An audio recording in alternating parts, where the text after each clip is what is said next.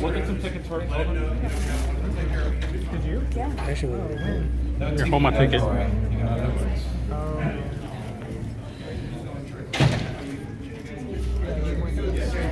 Can we record though? that's what I say, you know. Oh, is that what we get in there and get transported? I'm trying to take a selfie. That'd be my When you get somebody like Simon Bisley, he just grabs the document and puts his board down, just starts drawing, and the other guys over there, Anybody else? whatever, he's like, oh, Everybody good? gonna get in my I way. mean, it's not like a movie. Maybe the chat or civilized. Sorry. I think up there they needed them. No, we leave a little bit of mystery, we let them do a little bit of work, and then we show it about 15 minutes, 30 minutes, 45 minutes. What should they be drawing? So what do you guys want them to draw? Yeah, what are the Harleys? Bombshell Harley. So some of this. Actually, I'm going to take that away. They don't do Bombshell Harley. That's the cover. So you guys should do maybe roller derby Harley? Roller derby Harley. Are there any roller derby people here that you are? And what's your roller derby name? Cherry cyanide. What is it? Cherry cyanide. Cherry cyanide. How awesome is that? Have you done some major damage to other players over the years? A little bit. It's friendly though, right? It's friendly fire, we call it? Yeah. Yeah. Cool. Well, when we first got the gig for Harley, Amanda started drawing, she wanted to redesign it like she does everything she touches. And she started putting padding, she said it made sense, and eventually it started looking like a roller derby outfit, and we decided, well, why not? Let's put that in the book. Just natural for Harley to join a roller derby team, right? Yeah, and then we went to, we live in Florida, we went to a local roller derby match to kind of get some insight and find out the rules and ask the people the rules and the regulations. And in the first issue, we probably spent too much time going over the rules and regulations, but we figured everybody who never played it or never watched it might learn something. But at the end of the day, you just have to knock the other person out of the way, and that's kind of fun too, So it made sense. And since then, a lot of shows we go to, we get invited, if we're in towns, to the roller derby matches. The gals come up and say, you gotta come see us, we're great, and we destroy people, and we're fun, and we drink hard and party hard. And you do that, you go out afterwards, you kind of celebrate, have a couple of drinks, late night hamburger and fries, that kind of thing. Right? So that's what we have Harley doing actually after she has a bout. She goes out.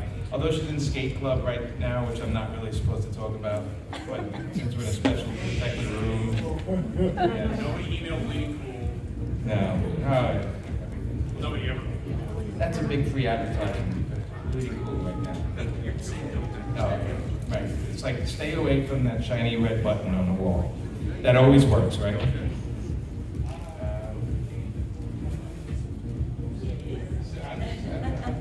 Yes, you have a question.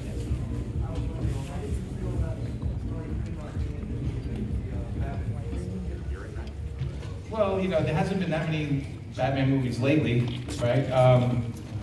But I think when they test her out in the Suicide Squad, if that's a success, I think we'll see her. Who's seen the pictures? All of you guys must have seen the pictures. I have a theory about her suit.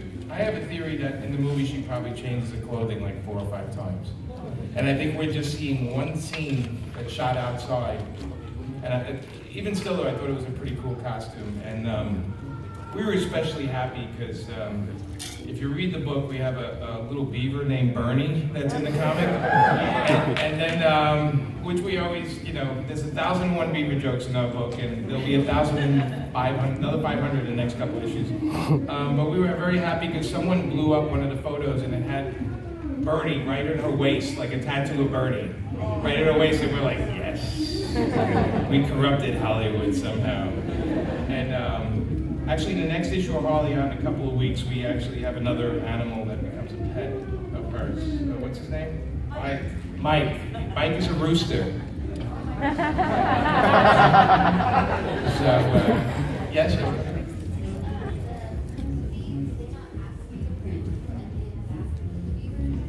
No, they didn't ask us. I mean, when they work on a movie, it's like a separate thing. Obviously, from the Jonah Hex movie, you can tell it was a separate thing from the book I wrote. I don't know if anybody noticed that. Okay. I'm hoping we have better luck with the Suicide Squad movie, but they don't really you know, it's very rare that they involve us. I think in a way the movie people feel like the comic people do their thing and the movie people. I don't agree with it. I think it doesn't hurt to have one of, I think if they had Amanda on the set, it might be kind of interesting and fun. And but you know, with a lot of the TV shows, like Jeff Johns is there with the TV. You can see his, you know, he was there for the Green Lantern movie. Don't blame him for that either, I guess. It wasn't bad. There you go. He liked it. There was good. I found the guy who liked it. It was that bad. I found the guy who liked the Jonah Hex movie too, but he didn't know what it was. So, and he sold me the ticket to get in. So you know, so those two worlds don't always mesh. I mean, the fun thing is though that being a writer in the business, I get to work on other stuff. So I have Painkiller Jane was a TV show, so I get to work on it. I always tell them, I said, you know, it'd be smarter to get us in there, but they don't always do it. So we're hoping that world changes a little bit, because I think like you guys are the fans, and the fans are definitely very vocal when they see something they don't like, and they definitely have something to say on the internet. There's a lot of internet rage, which I know is just like not always rage. It's just like they want to get into the conversation. Internet disappointment. Internet disappointment, but you know. But like, so do most people like what they saw from the Suicide Squad photos, right? Yeah, there wasn't anybody, because a couple of people online were like, oh, that's not Harley. And I'm like, well, how can you tell? It's one photo, a couple of photos. I did like she had the black and red umbrella. I thought that was pretty cool. I didn't see the umbrella shot. I didn't see the umbrella shot yet. It was raining and... I like boots. Do you see her boots or sneaker boots? Yeah. I mean, I could never wear those. I was looking at them, so I was like, I wish I could wear those, but that would never happen. That was like 50 There we go. Yeah. Well, the Joker now, you know, again, right? We're seeing a still photo. We don't know how he's going to make it come to life. And if I woke up like 2 in the morning and he was standing at the end of my bed, I would be screaming all night. I mean, you know, when you see it like in a photo on the internet, it's this brightly lit, not because it's like a sneak shot, right? Like a lot of them are sneak shots. So you don't really get the full effect. But Jared Leto is a pretty damn good actor. So I'm thinking he's got something up his sleeve, and I think, like I said, when we start to see a trailer, it's going to be really exciting. I think it'll come to life. And, you know, here comes Amanda's supplies. And you brought me a beer that's really nice of you. Is there a beer in there? Nothing?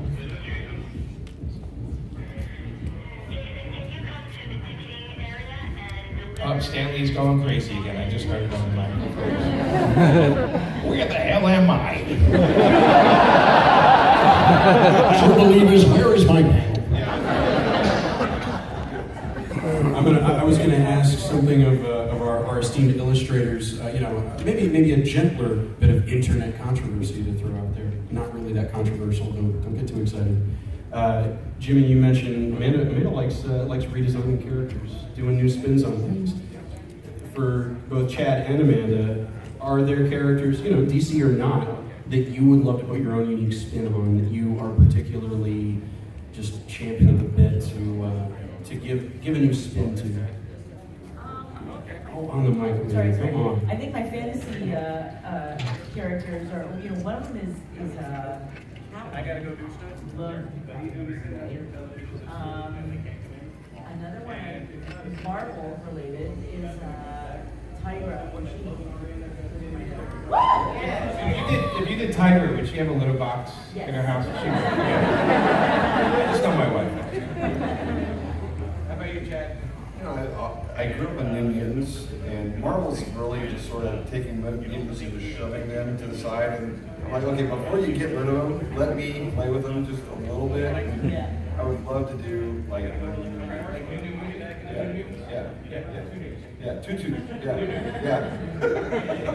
Mutants. That's cool. You got a question? Yeah, you talked about your wanting to redesign Catwoman costume. Is there any chance that y'all would do a Gotham City Sirens? Well, actually, if you look in the solicitations this month, we have a Harley Quinn special. It's a 38-page special by Brett Blevins is the artist, and it's called Road Trip. And the basic story is there's a death in Harley's family. It's not anybody, it's just an uncle, you know, because she has a whole family in Canarsie. And she has to go cross country to, she flies out to LA to get his ashes, And also, he has a, what do you call it? Silver Stream trailers? Silver Stream Trailers. So she decides to take a couple of friends with her. So it's Harley, Ivy, and Catwoman. Go out to California, take the Silver Stream trailer, and then cross America to come back to New York. And let's just say it's 38 pages of insanity. As you would imagine, they stop in places, the car breaks down, they actually pick up two hitchhikers and play truth or dare with them in the back of the. I don't even want to ruin it for you who these two hitchhikers are, but when you see them, you'll start laughing. But it's the new previews. Actually, I can put the cover on my phone and stand it on. Do that. Oh, that's a good idea. You know, maybe we mix it up. You know, we'll show a glimpse of the art after a few more minutes, and then what we'll do is maybe we, depending on how the ergonomics of it work, we have you guys maybe trade off, letting people watch as you draw for a few minutes at a time. Sounds good. Sound like we're breaking enough rules for Harley Quinn battle? Not breaking enough rules, I think, is going to be the feedback. Here we go. This is Amanda and Stanley sleeping on a couch. So your name's Amanda. What do you draw? What do you We're do? both very tired.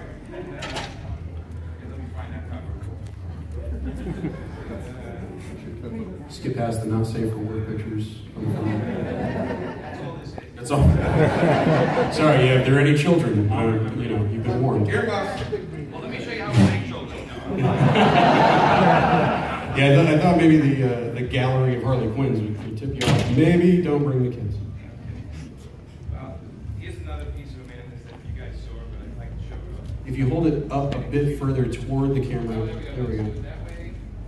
Yeah. Cats and dogs don't get along. Let me find that cover. It's easy to it. Oh, look at that. How do you look at that shot? Amanda looks at the screen. What? Okay, so here's, let's see if we can get that. So there's Catwoman, Harley, and Ivy. There's around 66 signs. She's holding a steering wheel that's ripped out. That's solicited now. That's coming up in a couple of months. I think August, maybe. I don't know what this is. Were you guys already fans of the animated series? Were you already watching that, or was it, oh, well, gotta watch this for work? The 90s animated series. Yeah, we watched it. We loved them. I mean, it was always the best when Harley was on. We always loved the Harley episodes. But anything Bruce Timm does, we're pretty much in for. Yeah, the guy's just brilliant. The guy's just brilliant artist. If he was here too, it would be fun. But these two would run away if he was here. So. Oh, right, any. Okay, if you could bring any TV or movie character, anybody, into Harley book, who would it be? Godzilla. I can't stop that. Yeah. I would say Godzilla would be pretty awesome. She would make a saddle on Godzilla. Yeah, I would buy that. There's some Godzilla guys here. Like guys that are Godzilla. Guys who perform as Godzilla. Oh, okay. Alright, well, we're not going to stay away from that. They're going to steal our idea. Yeah. Yeah, Godzilla, that was quick. So I guess. Yes, sir. In the room, yes. Yeah, in general. Yeah, sure. I gotta tell you, we did so they asked us to write Harley Quinn on it. I was at a retailer's summit in Orlando, Florida, and one of the retailers came up to Dan DiDio, and I was just standing next to Dan. And the retailer said, you should really do a Harley Quinn book. And Dan turned to me and goes, hey, you want to do Harley Quinn? And I'm like, yeah, let me talk to Amanda. That's how it began. And then we were in San Diego, and I actually had a dream about Harley's Hero, that I would get like 17 or 18 artists to do one book. And I woke up and I told Amanda, I'm like, you know what? I got this stupid idea, and we'll make it all work somehow. And I went to Dan DiDio and I said, if I get 18 artists to do this issue, can I do a Zero book? And he goes, if you can nail this by the time you leave San Diego, a commitment by 18 people, then you can do it. And I walked around and I went up to Tim, I walked around the con and got them all to sign on to do it. And that's how that book happened. It was just walking around, and the editor gets credit for editing. went and got everybody. But the joke was we gave them each a page to do, and after they did their page, then we put it together and made it seem like a story. So we didn't have a full story worked out. We actually wrote it the worst way you should ever write anything. Reverse inside out, Marvel stuff. Exactly. And we just knew bookended that we were going to have Chad do the last couple of pages where she picks the artist. And we had they gave us samples of a lot of artists. And I haven't heard of Chad before that, actually. Me neither. He was a nice surprise. Yeah. And actually I said, who is this guy? And we both said, we fell in love. If you can get this guy, we want this guy. Because this guy nails it, you know, the face. And I mean, he does. Every month, in and out, he nails it. So we got really lucky. Yes? Well, everyone said what characters they would like to work on. What's one you would like to write, or a character you would like to work on? I know who I wouldn't like to work on. That little Plixel guy. I hate that guy with the hat. I just can't stand that. Writing. I gotta be honest, I'd rather create new characters and work on them. I pretty much have worked on 90% of the characters I've ever wanted to work on. Daredevil was a favorite of mine. You know, I worked with Joe, and we inked it with Kevin Smith. I inked it, but I got to write 3 issues recently. But I feel like there's so many people, like I look at Spider-Man and I say, well, Dan Slott, I'll never be able to do as well as Dan Slott and Stan Lee, you know, especially Stan, right? The only one I've written is the Fantastic Four. But they don't do that anymore, right? Or what happened to Fantastic Four? Is it not being done, or what's the... No, it's the same thing as Mutants. Fox owns the movie rights, and they won't do the comic yet. To try to not bore you guys for as little time as possible, Fox has the movie coming out. Mike Perlmutter, who runs Marvel, is like, nope, no licensed Fantastic Four statues, shirts, any of that kind of stuff. No Fantastic Four book while the movie is out and going theatrical. As much as we may want to be unhappy about that, at the same time, Fox has not been very collaborative with Marvel on basically anything. So there's bad blood from both sides. So, you know, the upside that I see is that we got a final little run of Fantastic Four written by James Robinson, great writer, and they'll do Fantastic Four again sometime soon. Apparently Johnny Storm's shacking up with Medusa. It moves. Think about it. Let's take a minute. Think about all that hair moves.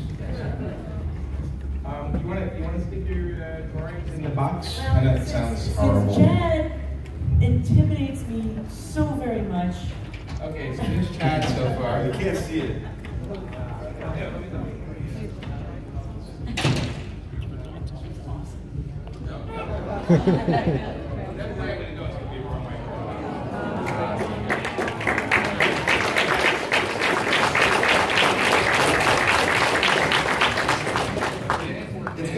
It's gonna get long. Chad intimidates me so much I have to like pull the cute out, like big time.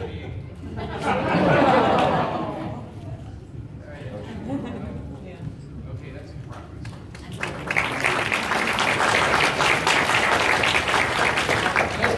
I'm looking forward to the Fantastic Four movie because it looks like the most bizarre thing in the world. Yeah, and I gotta be honest, you know, when you watch certain movies, you know what's gonna happen all the time. You know, Avengers 2, you kind of know what's gonna go. So after that, I have no idea. They said that they fired the director from Star Wars because apparently he was high the whole time he did Fantastic Four. So it might be the best. It was like the weirdest ride we've ever, you know. Did they shoot it in Denver? Is that what happened? Yes. Yeah.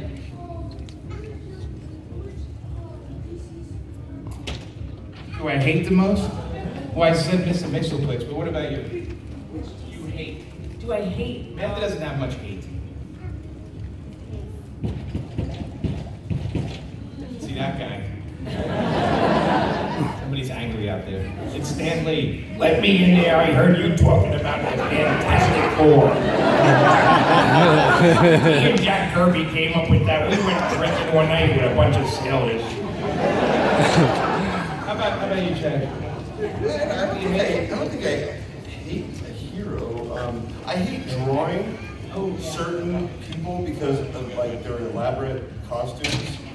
I had death threats when I worked on Warlord because I drew his helmet like Thor instead of like Warlord. I didn't know that there was a difference between like winged Viking helmets. So, and anyway, so Warlord's winged Viking helmet was very complicated, and if I didn't get it right, and here's the other thing, like Marvel fans, you can take some artistic liberties with Marvel characters, and Marvel fans are like pretty cool with it. It's like if you mess with DC's characters, some of their characters, DC fans want to throw down. So yeah, you know, certain characters are more hard to draw. But I don't know if I hate a character.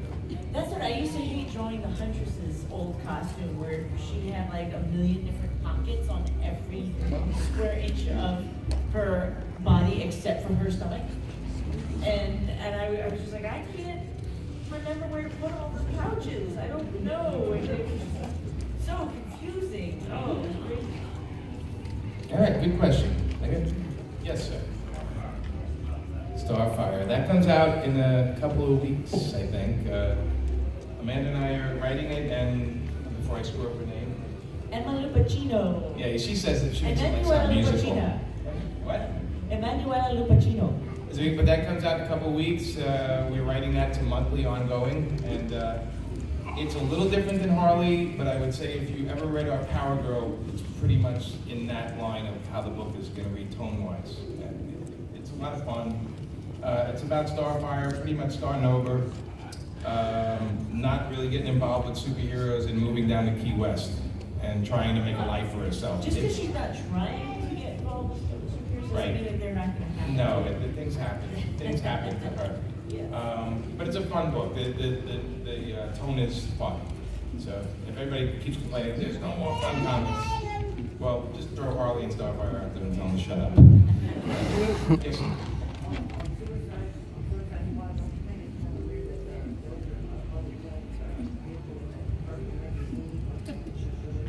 He's saying in Suicide Squad, you think it's weird that they have a Lamborghini?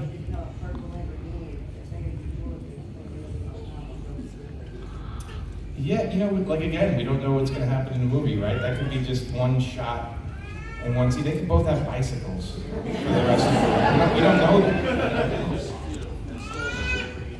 Yeah, it could be anything. It's so funny because, you know, at least when I was a kid, you know, the movie came out. You just saw a poster and a commercial, and that's the end of it. Yeah. Right before the incident. I remember when, back in the day, I can only tell them in Stan Lee voice. That's it. When I was born, I discovered rocks. That's where the thing came from. You know, like tomorrow I have to host, I host Stan's panel at 3 o'clock tomorrow.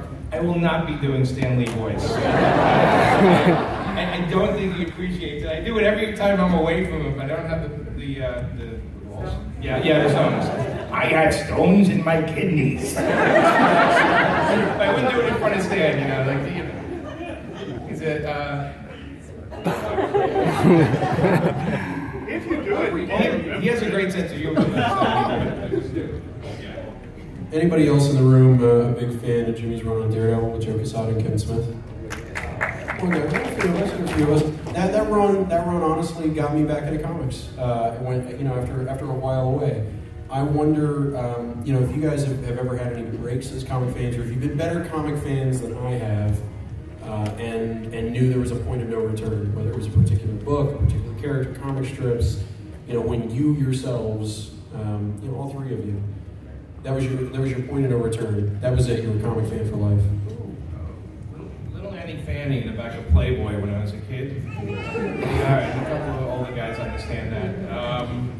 Because, you know, I had two older brothers, and they had Playboys hidden around the house. Which, not you know, very well, obviously. My mom knew where they were. They were under the hamper. They were whatever the hell they were. But I got to tell you, the first comics I read were, you know, always the older brothers had them, and they were Archies, like Archie and Richie Rich, and not coming from a family with much money, I used to read Richie Rich and go, wow, imagine what that's like, you know, all that money. But they were kind of funny comics, and then I discovered actually Fantastic Four was the first one that hit me, and I was like, this is great, and I started hunting them down. But it's not like now. Like, you know, there was one comic store near my house in Brooklyn, and Paul Levitz worked there. He was actually young Paul Levitz was the guy that climbed on the ladder and got. I would say, can I get Fantastic Four number 24? And I said, in better condition? He'd, grunt, go up the ladder, pull the box out. So it wasn't like now where you could just go. And the comic conventions they used to go to were in the basement of hotels in New York. And although to be abstract, there used to be guys with original art, like stacks of Fantastic Four pages by Kirby for $10 each. When I was a kid, yeah. But $10 when I was a kid was like a grand or $2,000. Like it was. I would shovel snow to make money, and $10 was something you did all day, and you got that $10. So I would, of course, buy something stupid instead of buying the original art. But I guess you guys answer the comic that. Oh, I actually when I lost my first tooth, my the tooth fairy,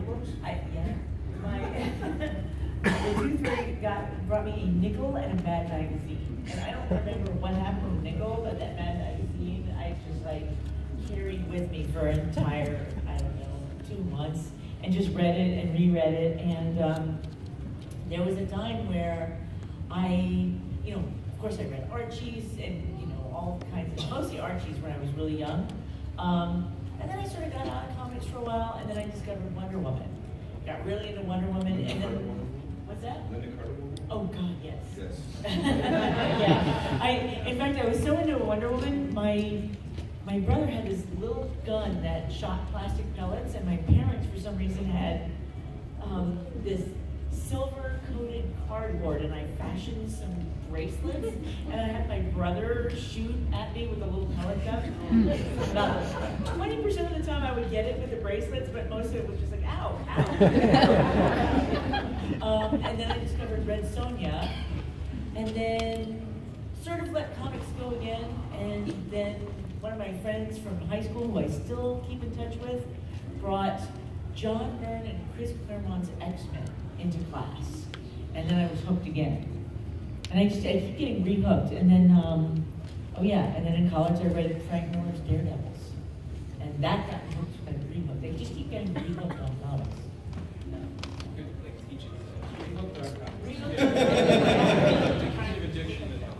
Yeah, my dad is John Wayne's long lost son.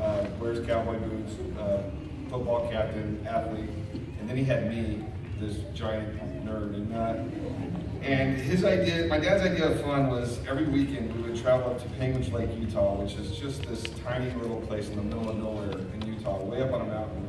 And this is before tablets and phones and whatnot. And back in the day, but when we would stop to get gas, they would have the comic rack, okay? And I would just, out of sheer desperation, because there's nothing to do for the 4-hour car ride up to Penguins Lake, every weekend I would get comics and read comics and Mad Magazine and whatnot. And but it used to be I was just bored. But there was X-Men Annual 10 by Arthur Adams that I picked that up. And like comics before they were like fun, they were neat. But when I saw like Arthur Adams drawing, I was like, okay, this is what I want to do. Like this guy is like really, really good. And then I started following artists, and so I went and got Longshot and all this. But I too have a tooth story involving comics. But I had to have like all my teeth pulled when I was a kid, in the back. And no, I just have a wonderful mouth, and so I had surgery, and once again I was going to be sick, so I was going to go to the comic book store. Well, so they pulled all my wisdom teeth, and my mouth is just packed with gauze, and they pulled my wisdom teeth, like two middle teeth, so all my teeth could fit in my mouth.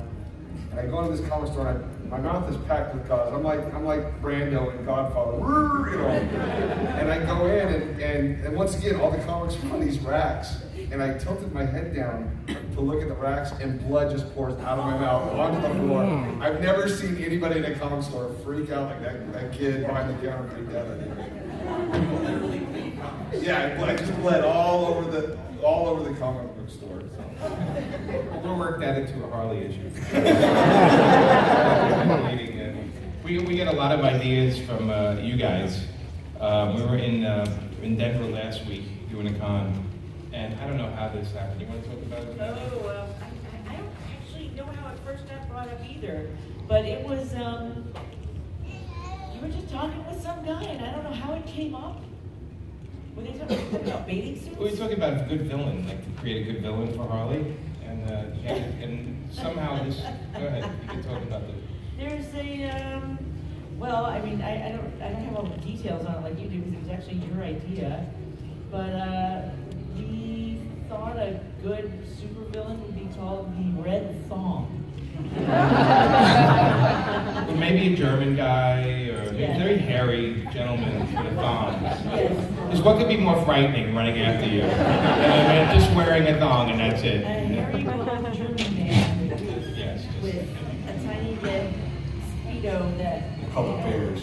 Hey, don't let, you're going to have to draw it, buddy. It's the one time you can pose. Alright, take a picture of my back. We're going to do another look at the art.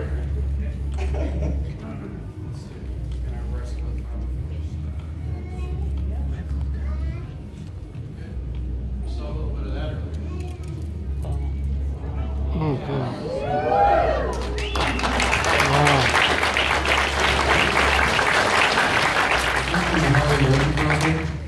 Sure, why not? Archie's doing a lot of weird stuff. I mean, you guys are big fans of Archie. Yeah, Archie's pretty, well, they asked me to do They pay better. they asked if I wanted to do some Archie, and I haven't heard back from them. So I don't know, eventually, sure. I don't know if you'd want to read my Archie stuff. My Archie stuff. Betty and Veronica? You know, it would be very 70s on the West Side. No, you know, it would be interesting, but there's guys that probably do it much better. You know, those things always come up. They ask us to do characters, and I go, well, somebody would do that better. My usual answer is Mark Waid would write that much better than I would, so call Mark Waid.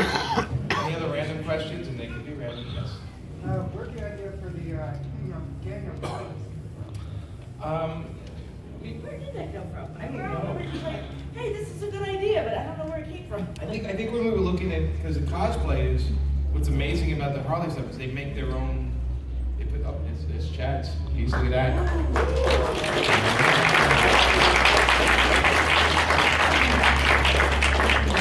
That's why I got the job.